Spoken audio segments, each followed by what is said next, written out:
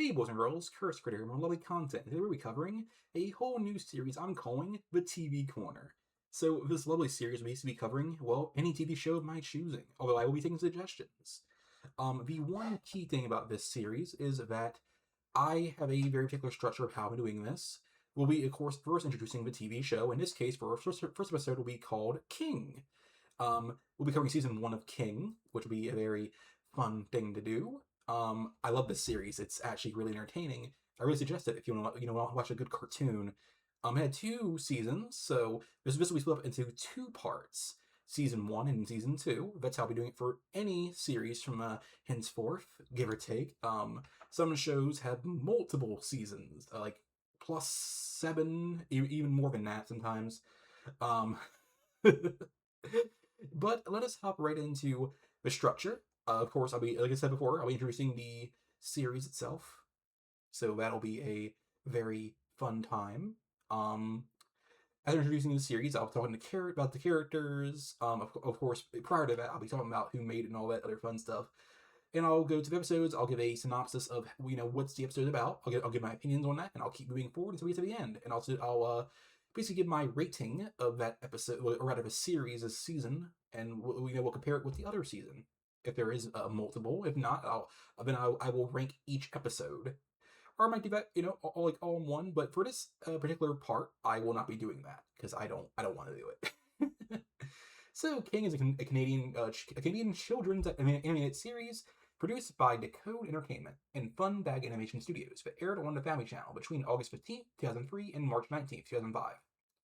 The plot: Russell Wright is a 12-year-old boy who finds a portal under his bed that leads to an alternate universe called Under, as he is from Up, or rather, the mundane world, our world, the regular human world. And he acquires a crown underneath his bed. And he is, an Under. He is called, or rather, proclaimed the king. The show's episodes are rather kind of all the same in regard of the structure, but we'll get that in a second. I do want to talk about who created this. The creator is Gordon Colhart, developed by Mary Crawford. Not that Mary Crawford, by the way. Alan Templeton, directed by Jerry Popovich in season 1, and Gordon Colhart in season 2. We'll get to the voices once we get to the characters, of course. So back to the structure. Basically, our protagonist has to deal with people trying to take his crown. Because in Under, for some reason, if you lose your crown, they won't obey you anymore, which is just silly. And we know for a fact that the king, or princesses, or queens, or whatever rules over Under at any given moment, they can just make rules and laws. So I never understood why they didn't just make it like a law where, like, the current ruler loses the crown, they can still obey them or something like that. Um, the show actually deals with some pretty hot button issues, which are still rather hot button today, or rather hot button today. Excuse me. Like money, the environment, body positivity, weight. For something that came out like when I was like a small toddler, it is quite in there, which is pretty intriguing. So let's go to our protagonist. Let me change our image here. We will be covering our boy Russell, who is voiced by Mark Randall. He is a very intriguing protagonist. When I first saw this fellow, I didn't know how to feel about him. What I will say before I skip ahead, this is how the structure will constantly be evolving. I hate the intro for this fucking whole series. Oh my god, it's so annoying. So first episode and 2, uh, it's okay, it's tolerable. It basically the protagonist is basically introducing the show, and that's it. And that's fine. But it's every episode where he's just introducing the series, and it's so annoying. Most series these days, it's just the theme music. It shows the protagonist and the other characters going around doing their thing. That's the whole gist. Um, but let's get to him. So he is 12, as the intro has given us, and he discovers the crown underneath an Under. It takes a while for him. It takes a little bit for him to get it because he has to wrestle it from the big bad guy, or rather, a constant big bad guy. What I will say is he is a character who is rather headstrong. He's brave. He doesn't really take the nonsense here and there, but he takes a lot of his human world knowledge and he will bring it down to under. For example, there's a whole episode where he's surprised they don't actually have an actual currency and how it's mostly like a trade and barter system. And he's like, "Why are we doing this? This use money." And that we'll get to that episode a bit later. It's like one of the first few episodes for the whole series, and I was very surprised about how they took this really like complicated issue and they made it like dumbed it down for children. And I'm like, wow, this is actually really good. So let's go to our next character, who is also in the same image. That is Gus. He is a terrier. He has a Scottish voice. um, so in the regular human world, he cannot speak, but when he is in under, he can talk. This is not just him. We are shown in a whole other episode a different dog. When they went down, it could speak too. So it's a very unique property where dogs can just talk when down there.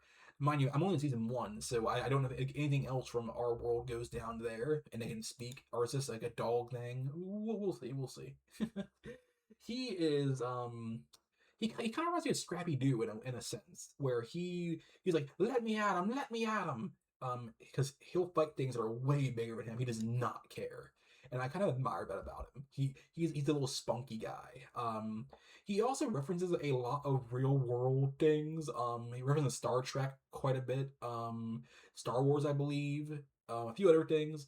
This show is not scared to reference real world things, which I find to be cool because so many series they like to make bootleg iterations of it in their own universe, so that there's no issues or anything, I suppose. So let's get to our next character. This guy is the main man. He is Vernon. He is one of the main characters, of course. How do I say this? When we're introduced to him, he is arguing with another character. We'll get to him rather shortly from now. Um, he is the smart guy of the group, basically. He is an android, but so we aren't exactly told this until quite a ways later. We aren't actually sure what he is, or is he like a regular person or whatnot? Well, he's not. He can't be regular. He's scratching, and his eyes are magnifying, like into like telescopes and stuff like that. And I thought that was kind of interesting. So he was built by the Clockmaker, who we'll talk about in the whole episode later. So he's immune to many things that actually happen in the show because he's a robot, an android, whatever you want to call him. And he is what is called a gizmologist. So a lot of phrases and wordings and under are different from how we use them in our world. The scientist, he's a gizmologist. I can't even say the fucking word. A gizmologist, excuse me. And I thought that was kind of interesting. Beyond his whole niche, or rather his whole character, where he's just a smart guy, I didn't think he was that strong of a character. Although, as he was shown more throughout the series, I thought he started to get like a little bit sassy, and he kind of like got tired of Russell's as shit, especially in an episode where he's like super smart out of nowhere. We'll get to that later. Oh man. But I'm rambling. Let's get to our next character. Next up is Loopy. This is a character I was talking about earlier. He fights a lot with our Vernon, our smart fellow. He is obsessed with a lot of things. Butterflies, fireworks, which he calls shush bangs. When we were first shown him, he is how do I say this? He wants a pet. That's something that we're shown like in like episode 2, I think. It doesn't matter. Um Everything that like he gets as a pet, he wants to name as Gak, which is a whole thing.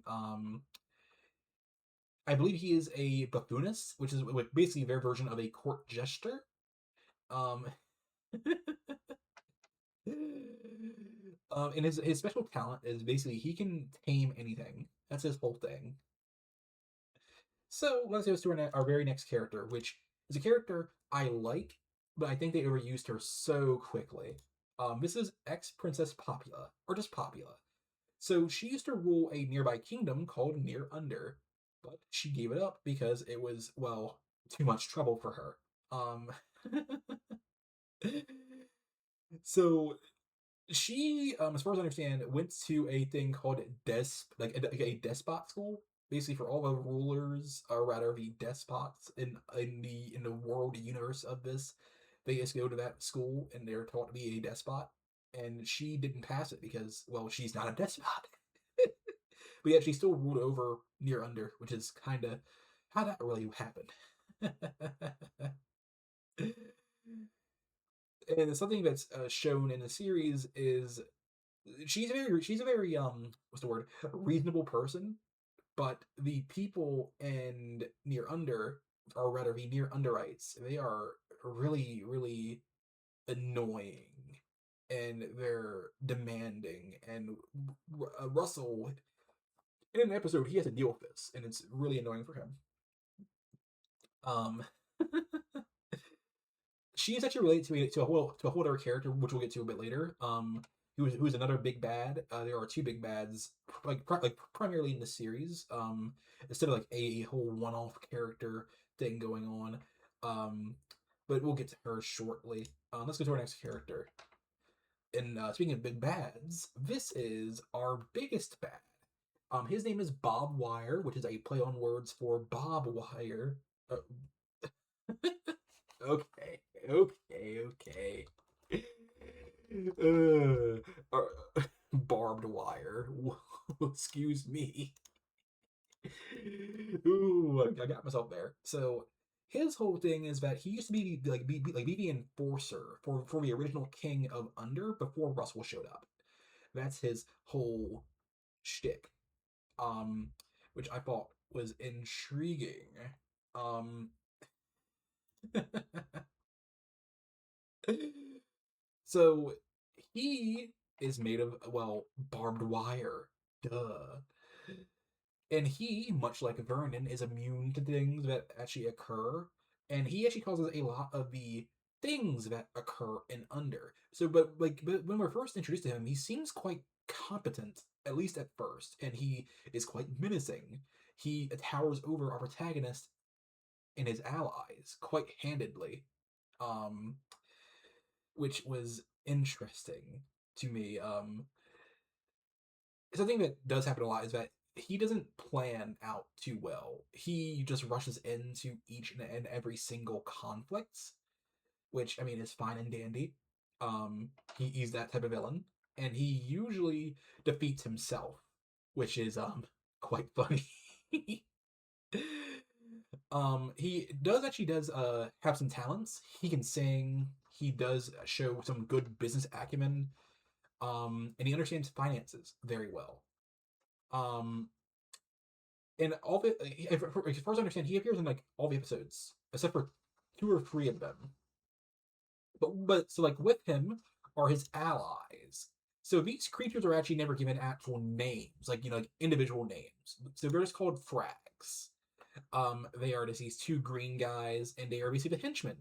They are lazy, but they are shown to be intelligent to a degree, much more than their actual boss, or rather Bob Wire. And in many situations, or rather some situations, they do take the side of Russell. And in we are shown, and it actually kind of caught me off guard, is that sometimes they will speak in high pitched, but in other situations it'll be really deep, and it's really cool. I love the Frags, and I also love Bob Wire. Because Bob Wire, he wears hats, and he does love hats. He's shown to wear them a lot throughout the series. He likes to dress up and stuff.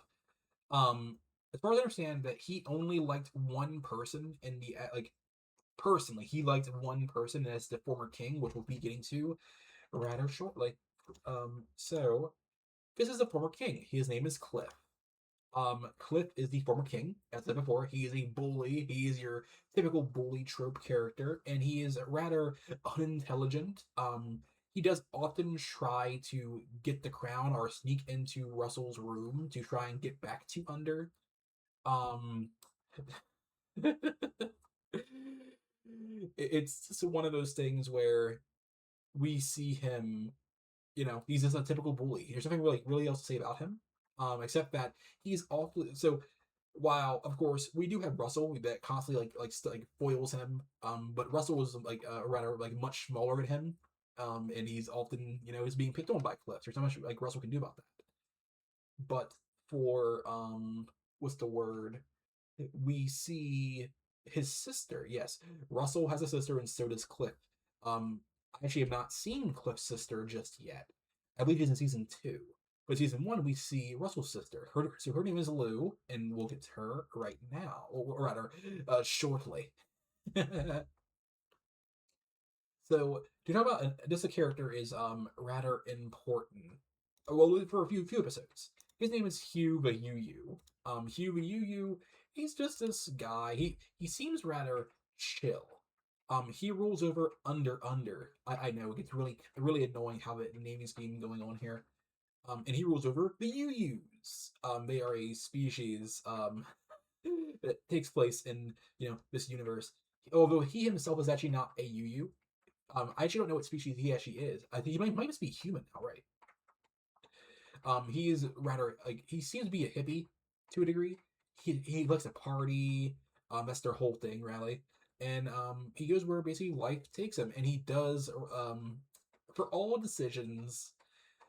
Basically that the people that you use and he decides it all by fuzzy dice. That's his whole thing. And we have a whole episode basically making fun of that, and we'll get to that in a bit. But this is Russell's sister, Lou. I love Lou. Lou is a great character, and she kind of fits on the sister archetype a bit, because in many situations we see sisters that are especially older just be kind of mean and rude, and to a degree she is kind of mean, but she does love Russell. She does help him out. She does what she can, and in many situations where Russell, for example, like gets in trouble, with their mother, she's there for him. And one in one episode, we do see her Russell wants to eat some fast food, but we see a situation where Lou is like, no, you have to eat a salad. I believe it's an episode called Auntie Gravity. That's a whole thing. Um, and Lou at the very end of the episode brings him some fast food, and I'm like, wow, that's actually pretty sweet that his sister actually does want to try and be there and be helpful to her brother. I love that, and she often is the foil to Cliff, because Cliff is a big guy, but Lou is quite scary in her own right. She is of course bigger than Cliff, and she's older than Cliff, and Cliff, he actually responds to authority, believe it or not. And I just love Lou. She's a great character, perhaps the best character in the entire series. But let me just get the slideshow playing so you guys can have fun with that. Well, I go on to talk about one other character, Auntie First. I'm surprised I didn't include an image of her, considering how important she is to the whole, shindig. Oh, hold on. Let me add her to the slideshow.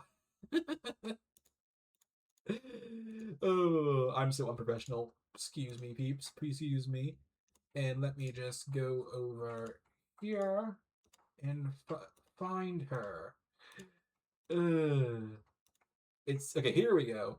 So this is Auntie First. She is the other big bad I was referring to. Sorry, but let's kind of get like all out of order here. So while she does want the crown of Under, she doesn't really try and go for it that much. She's more prompted by Bob to like go after it, give or take, and she is accompanied by her loyal subject, Darling, or Captain Darling. So unlike Under, Near Under actually has a military, and he leads the military. Um, I just find it funny that when it comes to military, that Near Under actually has one, although they're not exactly that competent. Although when we're introduced to them, they seem competent, which is quite fun. We'll just there we go. But Auntie First is rather well, a narcissist. That's her whole thing. Um, she's a despot, literally, and she's not really good at her job. But she does, well, somehow maintain a tight grip on her people. They prefer her over anything else, which is really interesting. So now we have all the characters out of the way. I honestly forgot to talk about all the voice actors, so I'll quickly go over them. Gus is voiced by James Key. Luke is voiced by Adam Graydon Reed. Vernon's voiced by Robert Tinkler. Ex-Princess Popula is voiced by Julie Limux. Antagonists, include Cliff, which is voiced by Robert Tinkler. Bob Wires by Cofferel J. Dodd. Frags are Robert Tinkler and James Key. Auntie First is by Marnie McPhail. And Captain Darling is by James Key. We have many other characters that are voiced by other people, but I'm not going over them in this part. or maybe not at all. It really depends on the mood, honestly. So let us go down to episodes, and we'll be talking about that. So with the very first episode, which is called Down Under, basically the description here is a Wright family moves to a new house, and Russell discovers a passage to under his bed. He befriends Loopy and Vernon together with Russell's dog Gus. They challenge Bob Wire for the crown of Under, and Russell becomes Under's new king. So for this episode, I thought for a very first episode, it started out very strong. I loved Vernon. I loved Gus. I love the whole main cast. They all work together quite well. And that Bob Wire is a character who comes off as intimidating, as I said before. He is truly a character that could have been a cool threat, but they really dumbed him down after this episode. Like, he's very, self-defeating and he seems incompetent. But in the first episode, he seems to have a tight grip on things, and it kind of ruined his character to a degree. But as a gag character, this antagonist is constantly a gag, and he sometimes gets his way. It worked. If I was doing a tier list, this probably be my favorite, like my whole favorite episode. It would be an S tier, because it starts out strong. Now this next episode, is called Ex-Princess Up a Tree. Bob, he basically sends a fake SOS to Russell from Ex-Princess Popula, so he can basically lure him into a trap and steal back the crown. Although this is where we're introduced to a B plot where Loopy hatches what he believes is an Urklet egg, only to find it was a vicious Rubberluck, which terrorizes the throne room before escaping to Up and encountering Cliff, who was trying to sneak down to Under. So this is actually we're first introduced to Popula. And this episode, we actually see quite a few amazing feats from Russell and from Popula herself. They are shown to be quite athletic and acrobatic, especially Popula. She has this interesting accent. It feels kind of Southern to me, which I thought was kind of cool. And Russell seems, is kind of hinted to a degree, kind of, that maybe he might have a crush on her or something like that. Although it's not, it doesn't really feel like that. And later episodes doesn't really show that off either, which is unfortunate. It could have been a cool little continuous subplot throughout the series, but this is where I think the show really messes up. So yes, Popula was very strong, in her first appearance. I loved her first appearance. She seems quite laid back. She's cool. She was a great counterweight to Russell's headstrongness. But from here, she's introduced in nearly every single episode afterwards, which I was like, oh man, why did they do that? Because Russell really says outright, I wonder if we'll see her again. And very next episode, yep, we see her again. I wish they would have done instead. They'll just have her show up here and there instead of just constantly be around. Because after this episode, we do see her just appear every out of nowhere from the air on a sky cow, here and there. She just shows up and just hangs. But after those few just times, she's just hanging out with Vernon and Loopy. Let's give the whole thing. I thought this episode was strong. I enjoyed it overall. I just wished they didn't treat Popula as just immediately a part of the gang. And I wish she just did her own thing in the background, really. Like, have her own plots, which we don't really see. But let's get to our next episode, which is in near under and out the other. While trespassing and near under, Loopy is mistaken as a pet by Auntie First, and she locks him away. When Russell goes to help, Gus is also taken and Pocket has to help the king rescue his friends. After leaving for near under, Vernon starts working on Under's new currency, greenbacks, which Bob quickly begins hoarding for himself. So this is actually where I was talking about where the show does deal in a whole thing. So Russell kind of starts the B plot, despite the fact that he's in the A plot. This is where the show begins to really dive into the A B plot, soup, where of course the whole thing involves Russell trying to save Gus and Loopy. Meanwhile, we have to deal with a currency. The greenbacks are not actually paper or metal or anything. They're actually a living animal. Which Bob immediately takes advantage of by just gathering up all the greenbacks he can to basically buy out everyone from their property and stuff. Which I thought, wow, it's really that easy, huh? Which, by the way, is actually quite true to real life. By the way, technically, if you have the money, you could probably buy out every single politician's home if they don't actually own it, basically, which is really entertaining. You can buy the mortgage and stuff from the current holder. It's really, really devious, but nobody does that, obviously. Now, for the episode, comparing it to episode 1 and 2, I thought it was strong. Perhaps the strongest because it deals with a real life thing. Russell, this is a character who he is from our world. He's used to buying things with money, but these the people in Under and beyond, they don't use money. They are barterers. They trade with other items. Although I suppose it's not exactly the case for near Under.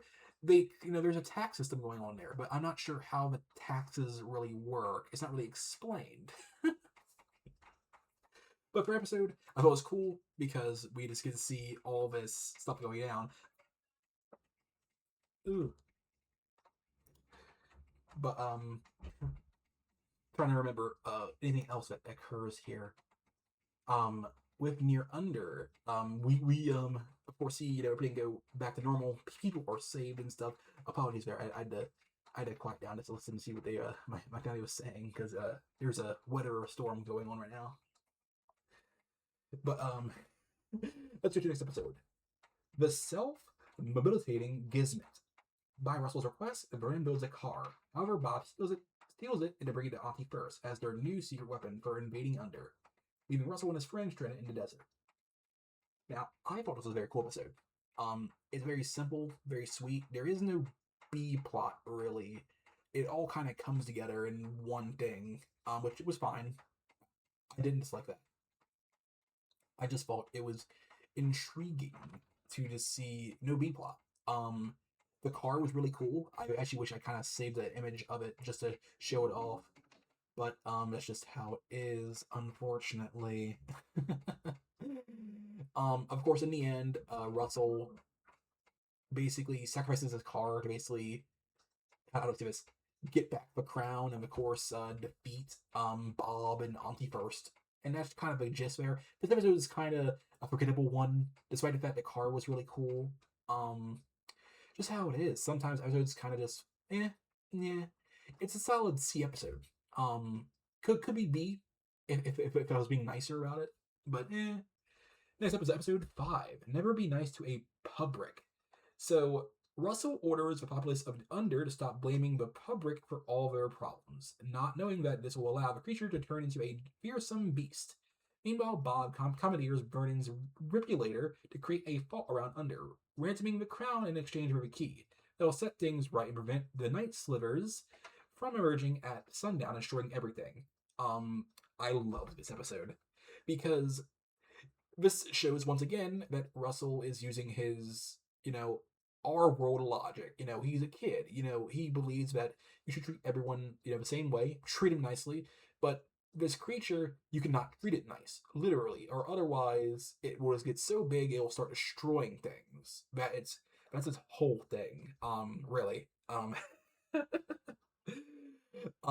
In the regards to Bob's B plot, it was entertaining because the Night Slivers actually live underneath, under, right underneath the whole entire city, which is a whole thing. We actually do see them again, I believe, later. These Night Slivers. That's one thing about the show is that they never really ever abandon a species or a concept or an idea. They're shown again later, which I thought was cool, especially for a show back then where they kind of like recycle throughout ideas and they or rather abandon things here and there. Overall, this is an episode where it's a B episode. This is a solid B. Um, I I just love it. Like I really love episodes that explore Russell's train of thought, how he believes things should be, but unfortunately, sometimes his way doesn't really work like that, and things revert back to where the public has to be treated badly because otherwise it just won't work, you know. Apologies there. The lovely, what's the word? Slideshow wasn't trying to work, and I'm trying to restart it to be, so you guys can actually see all the slides. So it's not just up on the King logo. Let me just quickly do this, and I'll get back to the episodes. My bad, guys. Just how it is sometimes. So now it should. There we go. It's gonna slide all the way through for you guys, and there you go. So this next episode is the episode I should refer to earlier. When it comes to multiple dogs being able to speak, it's called "Blame It on the Moon." When a stray dog keeps him up at, like all night, Russell goes to under and finds everybody sending their garbage to the moon, and Gus and the Crown are sucked away as well. When he goes to retrieve them, Russell learns from the hermit who lives on the moon that one more load of garbage will send it crashing into Under next. So Under is a very weirdly shaped planet. It's shaped like a crown, which we're not showing that, or rather, we're not shown that until way later in the season one, which is kind of funny. So this episode, it has a very lovely conclusion when it comes to the A plot and B plot. So I'm pretty sure I mentioned already, but the A plot and B plot kind of always merge together towards the end. It always ends off like that. Almost always, I think. There might be some cases where the B plot ends off by itself, but for this, we notice that the hermit is really odd looking. He as far as I remember, he was in a trash can that had a wheel on it, and he's like moved around like that. And the dog that was keeping up Russell, and of course Gus, because Russell fed it one time, I believe, something like that. They take it to Under, and basically they like shoot it up into the moon, and that is where the dog lives now. He lives with that guy. He basically was like all alone. He originally wanted Gus, but well, Russell didn't want to lose his dog, obviously. In the end, Russell gets it back, his crown, gets back Gus. Bob Wire gets his ass kicked again, as usual. That's just how the show goes with his character. Hold on a second. Let me give you a little sip of water. I've been talking for quite a bit. Delicious. So, for this episode, I will rank it as despite how much I enjoyed it, it is a C episode. It's forgettable to a degree. Like, it's enjoyable for a good watch, but beyond, the things that I can recall off the top of my head, I didn't really recall enjoying it that much, The next episode 7, Paladin Holiday. Mysterious Paladin flows from Under up into Russell's room, knocking out Cliff and sending Russell down to investigate with Gus. When they get rid of the butch responsible, Loopy discovers that a mass of unknown monsters are bearing down the town. This episode, be real, I can't recall it that much because it's just that forgettable. Oh man, I actually feel kind of bad for not remembering such an episode. But what I do recall is there is a whole thing involving, what's the word? A book. This is a book that, how do I say this? It's a book that includes all the animals that live basically under. give or take. Oh, okay. Now I remember. So it's something second I remember. There's this animal that there is really big creature that of course have eggs, and that's their whole thing. And of course, to basically defeat this big old monster, they basically have to use these creatures to defeat this big boy. That's the whole thing as far as I remember. Because without these creatures, basically I believe it was like a whole like migration thing. Because Bob basically stopped him from migrating. I think that was the whole thing. This creature could basically roam free and do whatever the heck it wanted. Like I said, it's forgettable, so D tier. Next up, episode 8, Very Big Faces. Bob tries to trick Auntie first into invading Under, eventually carving a floating mountain into the shape of Russell's head, and then makes Auntie to build a giant wall. This forces the Gorble birds to fly to Under instead of their normal roost and near Under. This upsets Russell since the birds are pooping on his newly constructed roller coaster, which he built since he's too short to ride one and up. So I love this one. You almost don't notice, but there is a whole B plot going on because it merges so perfectly into the A plot. Um, I think Bob was doing his best work here. Is like he really so Ozzy is very easy to trick, super easy really, but carving Russell's face into a floating mountain. Yes, the mountains float. It's very Dr. Seuss like going on in this damn world. Um, which it was really intriguing to see her build this wall because we actually do see the near under military in this one. I believe to a kind of degree. They're really intriguing. But the real eye candy is the roller coaster because for Bob he wants to get the crown and Auntie kind of joins in on this one because the roller coaster has like 3 portions where more than one person can go on it, and we see Auntie, Russell, and Bob get on the roller coaster to basically try and try and get Russell. Basically, that's the whole thing. And we see Auntie and Bob Wire basically get flung off, but Russell survives. And he does learn a lesson that yeah, I'm too short. I shouldn't be doing this. And we see a lesson learned, which is really cool. Russell doesn't Russell does learn lessons in this that maybe my way or maybe I was wrong, which I think was cool. Next up is Down in the Dark with the UUs. While doing some plumbing, Russell and his friends are sucked to Down Under, where the crown is eaten by a sliver. They befriend her owner, Hugh the UU, who is living under a giant stalactite that is poised to fall at any moment. Since his fuzzy dice told him to stay, Hugh, despite Russell's insistence, refuses to leave. And this episode, despite me enjoying it, I'll say off the bat, it's a C episode.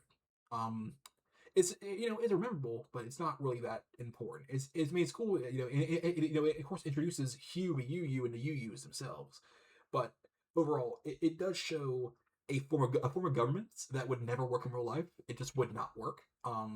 Hugh decides all his governing actions by fucking fuzzy dice. Man, Russell's idea to basically defeat Hugh is to cheat. So he weighs down the dice and he's like, "Hey, if I roll all 6s, you gotta leave." And that is basically what happens until we see that Hugh, Russell and Popula and them basically say that yeah, we cheated, but that angers Hugh and basically chase down Russell and co.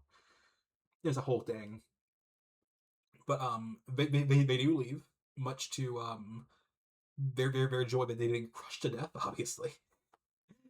Overall, it's an episode that's it's cool. It's not bad. But next episode is Roughing It. Roughing It's Not That Hard. Russell decides to practice for his Gopher Scout camping merit badge in Under. Vernon dislikes living off the land and sets up a big fancy forest camp for all people of Under. Meanwhile, Bob steals Russell's scout handbook and tries to use this advice to steal the crown. I love this episode. It's a solid A episode. This episode shows Bob Wire really using his learning skills to the max, but he's doing it all sorts of wrong, really. Which he there's a whole scene in this episode where Bob basically is like, you know what, screw this. He takes a trash bag and he yoinks it over Russell's head and takes the crown and is throws him in the trash. That's the whole thing. And Russell basically gets sucked up in this like species that basically like takes the trash and he has to escape its body. It was really, really disgusting, but yet cool. And that's the whole episode. Russell, of course, gets his crown back. And throughout the entire episode, we hear a narrator speak over when Bob's reading the whole fucking book, on the handbook. And I thought it was funny, and the narrator just kind of taunts Bob towards the end, which I just thought was really freaking funny. And the one key thing I believe it says that all Gopher Scouts basically have to be good, and Bob's not good, so it wouldn't work anyway. But next episode is It's All in How You Play. Vernon and Loopy discover that Russell was upset about not making his school football team and make him a part of Under's Just About team. Or, excuse me, Joust About team. It basically is like Quidditch, but on snowboards. Basically. Rigging all the games so Russell would win. But when he discovers this, Bob makes a killing off gambling bets and soon moves onto betting the crown of Under on a one-on-one match between him and Russell. This episode, be real. Despite me enjoying it to a degree, I thought it was a missed opportunity to basically explain more on a unique in-world game. They didn't really do that. We learned about one like position, and that's it. And I believe like to like win the game, you have to win like or rather score 11 points, basically. That's the whole thing, and it is really annoying that Russell doesn't realize like almost immediately that he's dog shit this fucking game. Because Russell, he should be smarter than this by this point. That he should be able to realize that there's no way that he's doing this well. And Popula even outrightly tells him you're not good. Popula actually plays this game quite competitively, and it annoyed her. In the one-on-one, we actually do see Russell score like an actual like point himself instead of it being rigged. So, you know, he actually does earn a victory in the end. But this episode was kind of eh. So it's episode 12, No Cape, No Hero. This episode is great. It's basically a giant parody of the fucking of the Batman, basically. Russell starts masquerading as his comic book hero, the Coyote. But when no crime presents itself, Vernon starts making unreasonable laws that people can't possibly abide by. Loopy also becomes involved with the Coyote and takes on the role of a villain, the Grim. This episode is actually where we see Loopy actually do a bigger role than he has actually had before, which I thought was cool. Loopy actually shows that he actually has talent to do things and not just be a simple gesture. He is intriguing. I thought Loopy did good in this episode. I do like the idea in this. We actually do see Bob actually get involved later. He actually so when Loopy gives up the role of the Grim, Bob tries to take it, and you know it's Bob Wire doing Bob Wire things. He loses in the end. That is the gist there. This episode again, I think it's a B episode. Solid, very solid, enjoyable, and I'll say if it wasn't for all the rather the 2 or 3 strong contenders I already had like above it, it probably be A tier. But I feel like the episode just didn't have enough for me to really, you know, eh. Next up is episode 13, The Pirates of Whole Island. After accidentally turning Under into a pumpernickel, Loopy runs away to be a pirate. Russell, Popula, and Gus go after him, and are captured by Loopy's new crewmates. Meanwhile, Vernon tries to stop Bob as he sends rock monkeys to eat Under. Yeah, this is a C episode. I didn't care for it that much. I mean, it was interesting to see Loopy be a pirate, and he does play the role quite well. And is this not that interesting? I mean, I thought it was cool to see Gus, you know, deal with the situation by himself against Bob, and he ultimately does win in the end. After Loopy returns, basically restore the city and the castle back to normal. Yeah, it's one of those episodes where it's like, eh. Episode 14, Monsteritis. While trying to get down to Under, Cliff is bitten by a Frobish, catching Monsteritis, and thus turning into a monster himself. Russell goes to the uncertain city to get the slime of a fairly large Dongo worm, the only cure for Cliff. Bob and Auntie First will also want the worm for their own uses. And Gus tries to organize with Captain Darling and Frag so they capture the worm together and escape the city before it blinks out of existence. This episode I thought was cool. We actually get to see a team up between the sidekick characters, if you will. Gus, Darling, and Frag. So these are characters that are established by this point to be sidekicks. And they actually do outwit and outdo the main characters, which was really cool. Overall, this episode's a solid B episode. It's good enough, especially because it actually introduces a city that's mentioned way more times later. As far as I understand, it is the oldest city in all of Under. To get basically to give you an estimate, because we actually see it in a whole episode later that it was way in Under's past, back when it was actually still a stable enough city. Like, of course, it was still like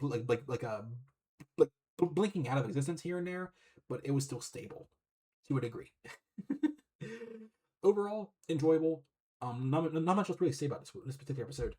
Next up, episode 15, The Scottish Dog and the Everything Log.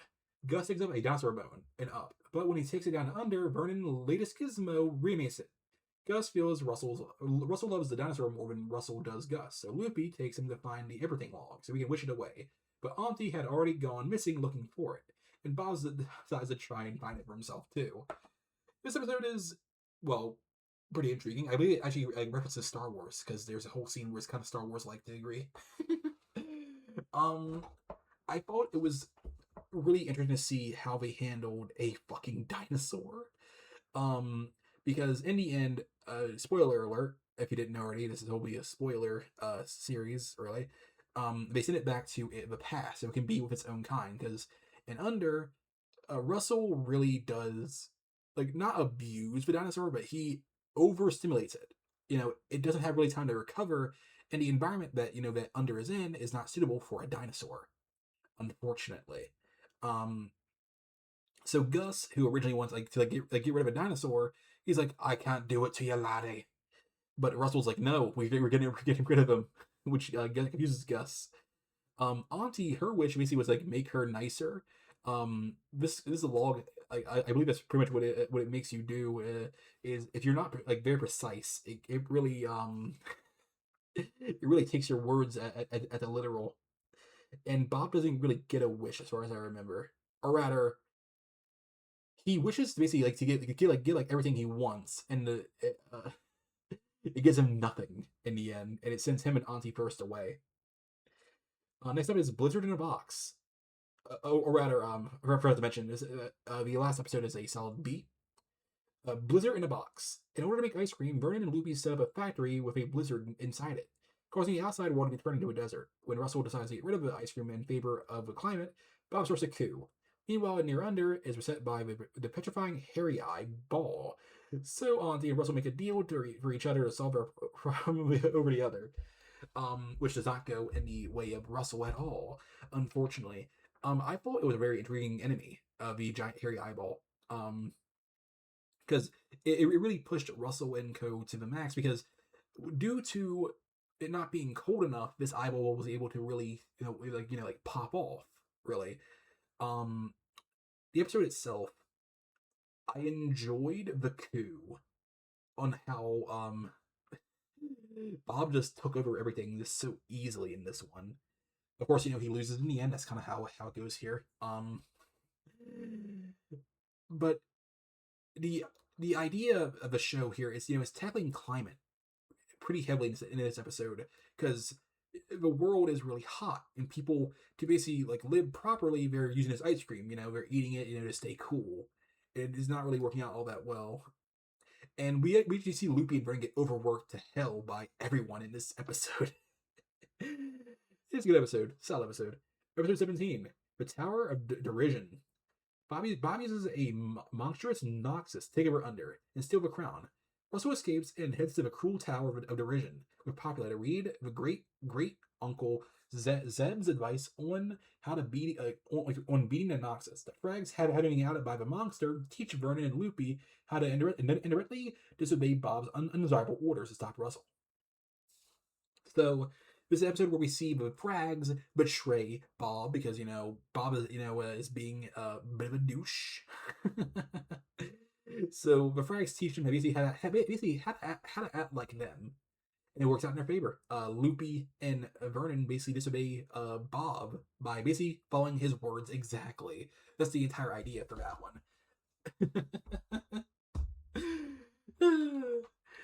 So, the Tower Division I thought was really boring. Okay, despite me enjoying the frag portion, I thought it was boring just because the Tower Division wasn't really a threat. It was just really mean and rude, and Russell was kind of like, I don't care. He just stormed through it and got the damn book and left, which was really really boring. We actually this is actually an episode where we see a character fucking die. The tower itself gets fucking killed, which I'm like, holy shit. um, Kind of gruesome. C episode, but man, yeah, this is a C episode, not B. Oh my lord. Ugh. Next up is Brain Jam. Episode 18, of course. Faced with a riddle he can't solve, Vernon breaks down and Russell takes him to the clockmaker to be fixed. Unfortunately, the clockmaker won't cooperate, needing Vernon to keep time correctly in his tower. To be rather in his town. Meanwhile, Loopy helps Auntie First stop Bob from demolishing Near Under as a part of a Wireman show. I'm be real, I really hated the A plot. The B plot was superior. We actually see Bob not go for the crown this time around. He actually is being a demolitionist, basically. He's demolishing things. He's making money. He's basically getting fame and fortune. Auntie First basically like wants to use this to get more taxes and money. But she didn't realize just how destructive Bob actually was, being here. They basically quickly conclude the A plot here. They fix Vernon, and the clockmaker basically learns to basically be more chill. That's the gist there. This episode, if it wasn't for the A plot being sucky, I would almost say it's a damn A, but I'll put it in B. Episode 19, A Boy's Best Friend's Enemy. Gus chases a cat to Under, and she takes Bob hostage, using him to fly her away from Gus to Near Under. The dog and the Frags, who don't understand the dog-cat feud anyway, believing peace was better, in hot pursuit. However, Auntie First is waging a war with her cousin Tess, the leader of Under C, because they once wore the same dress to their school prom. Russell tries to stop the war since all the sea creatures are being forced to flee to Under due to it. However, once Russell saw that the dresses were not the same, the evidence was destroyed.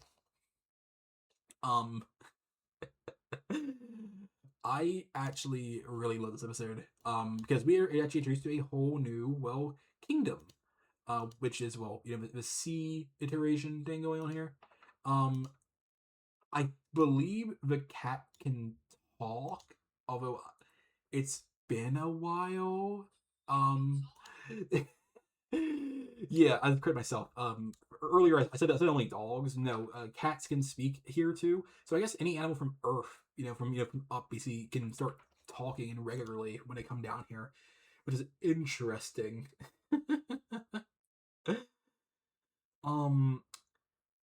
But yeah, like the whole cousin Tess thing.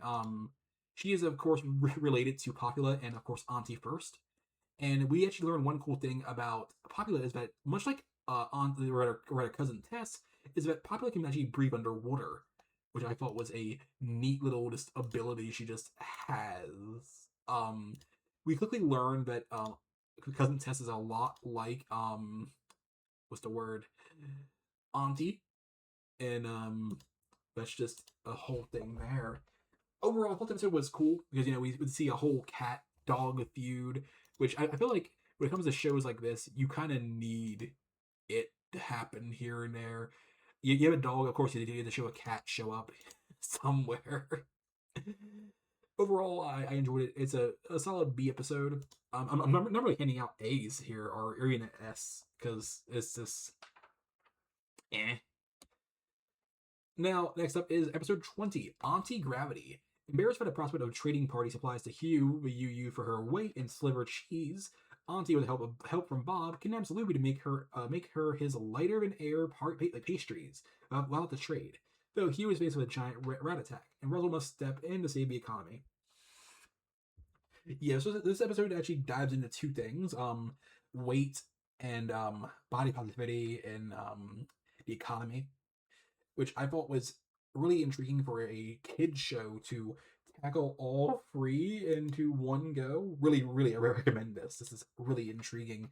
Um, so Loopy actually has his family's cookbook in this episode, and it has tons of dangerous food items. Because it is kind of dangerous how the lighter than air pastry does put you in the air, and when you eventually you're going to come down, you're going to fall and maybe die or get really hurt.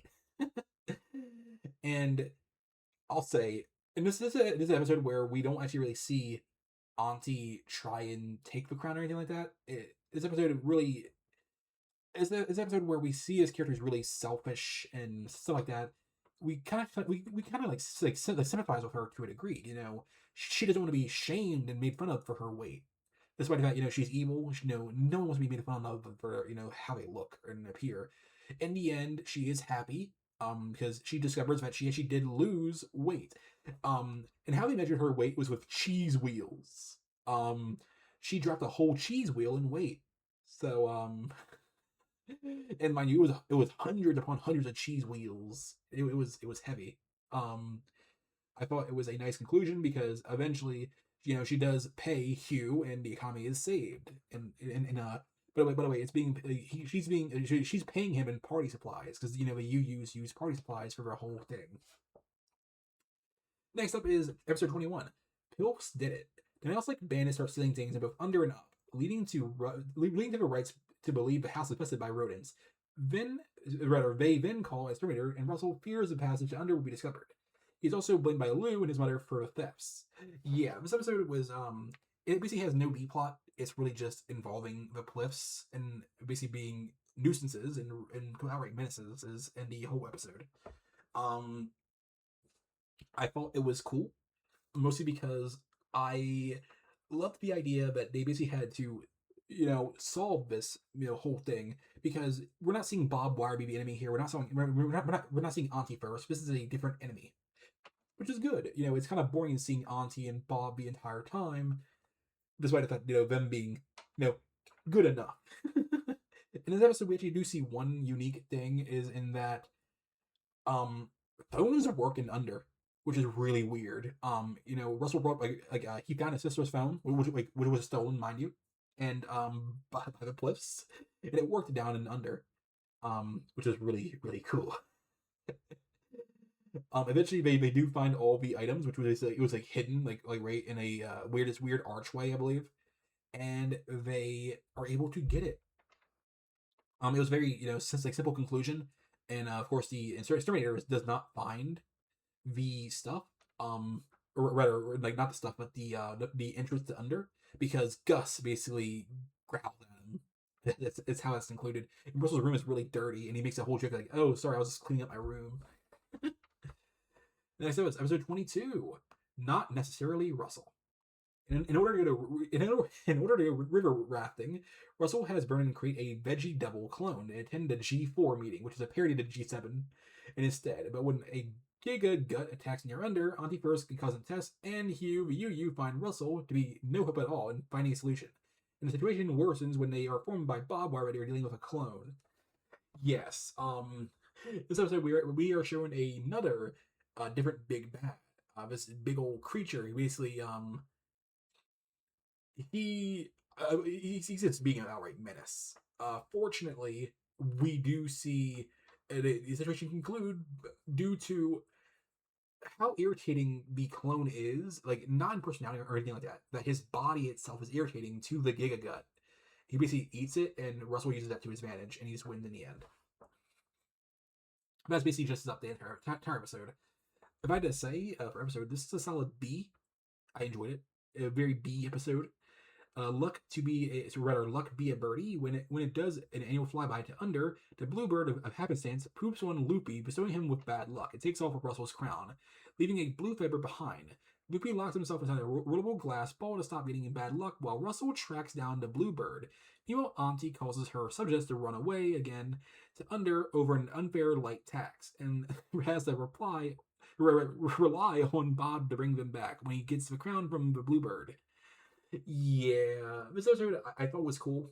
Honestly, I think it's a solid A. Just due to so we learned quite a few things, but like this is a tradition. This keeps happening. That is, Bluebird just poops on Bob a lot, and Bob doesn't have bad luck for once. Um, and Loopy is kind of in a situation weak, but he ultimately gets over it. The whole bad luck thing, and the subjects. This is actually where we see Russell get irritated with the near underwrites because he realizes that they don't actually want freedom. They don't want democracy or anything like that. Um, some people just don't want it, and that's something that I think in real life we, especially Americans, don't understand. That is that not everybody wants what we have, and Russell learns that quite hectically. In the end, he does get back his crown. Obviously, that's kind of how this goes. You get the gist. And Auntie gets cheered for being a good leader, even though she's really not. Next up is an episode where I think is really important to the whole plot of the show. It's called Ancient Heir, episode 24. When you lose the uncertain city, Bob comes across 3 ancient urns. Auntie confiscates one with a freeze-dried giant nose, an extinct monster, which comes back to life and starts attacking the towns. Loopy buys an urn filled with ancient air from Bob and releases it in the castle, sending everyone back inside to prehistoric times.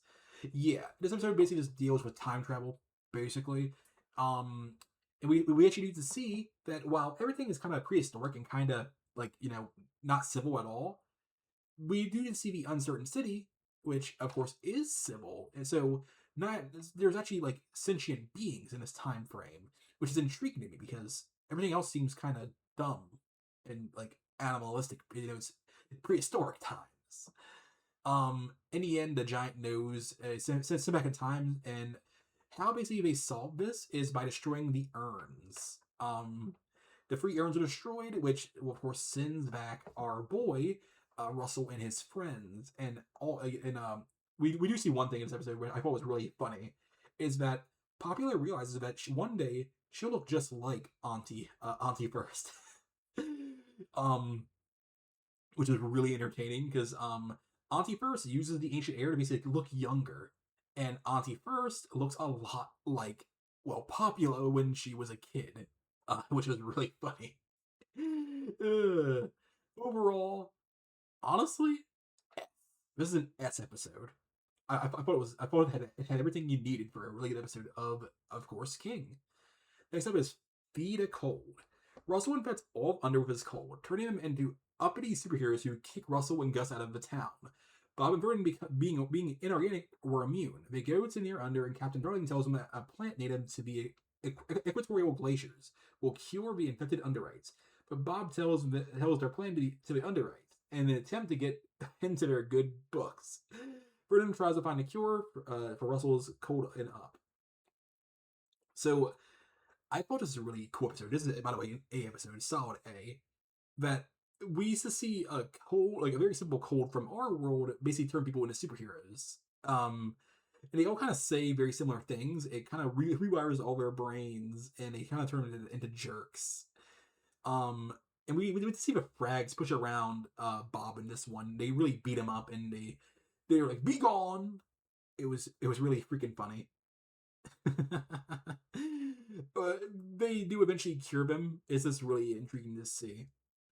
Next up, in the final episode of this season, is episode 26, The Accordion of Doom. Faced with a daunting school recital, Russell has a recurring nightmare about performing the accordion in front of a horde of monsters and Under. You know what? Water time. I've been talking for a while. Ah. The Dream Gulper arrives, and Under, the Dream Gulper arrives and materializes the dreams of its sleepers. Bob kisses the Dream Gulper for his dream of being a giant and ruling all the local kingdoms to come true. Russell has to confront his fears to reach the Dream Gulper and stop Bob's dream from becoming reality forever at sunset. So I really enjoyed this. This is a solid S episode because it really dives into confidence. Our character, our protagonist here, Russell, just lacked the confidence to perform. He kept complaining that he was not prepared enough for the recital. And seeing him, deal with this and ultimately, fight it, and this show that he actually is prepared was really cool. The Dream Gulper, I love the idea of it, that it can make dreams a reality, because we do see Bob's dream almost come to reality. In the end, of course, obviously, to defeat the Dream Gulper, to basically make things go back to normal, we need somebody to sleep, and Russell cannot just sleep on command. So we just see our boy Gus do it, and he restores everything back to normal in the end. Although it's all black and white, and we see that Loopy and Vernon had to paint everything back to normal. It was really intriguing. But overall, I think season 1 of King was a very solid season. It had very few week episodes, season like 1D, but overall, I enjoyed it. It's a solid series, and I'll be very excited to come back for season 2 at a later date. I'm not sure if the very next episode of this series will be that, or a whole different series, but we'll see. Anywho, I hope you guys enjoyed this. This has been a journey, but a very fun one. Anyways, see you guys next time. Please like and subscribe for more, and peace.